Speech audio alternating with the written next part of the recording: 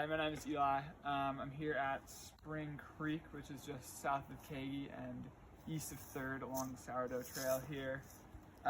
Today I'll be talking a little bit about erosion and deposition and its role in stream setting type and settling velocity and thresholds. So the first thing we see here is it's a pretty slow reach of the river, very much meandering shape, a lot of curves, a lot of cut banks, big one here and point bars forming. This is due in large part to the low energy gradient and high sediment supply of this area. We have a lot of deposition here, you can see it right there.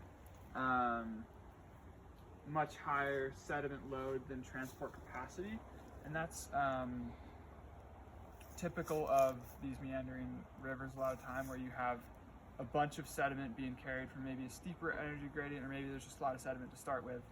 And in this case, we get into the flats here and we deposit a lot of it, and the slope decreases and we get a much more meandering form with a lot of deposition and low transport capacity.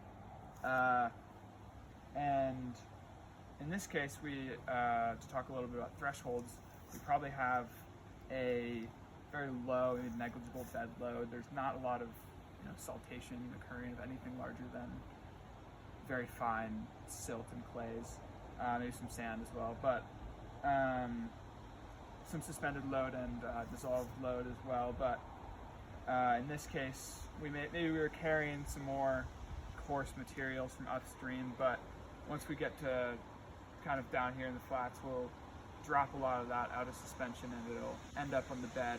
There are some rocks here and larger fragments that maybe during high water floods would have been deposited here, but for the most part we see this is where that threshold would be, where we're able to transport some fine sediments that we've been carrying but aren't necessarily able to erode new coarse sediments, and maybe wouldn't have the sufficient velocity to erode those fine, tightly held clays either. But we could still transport them.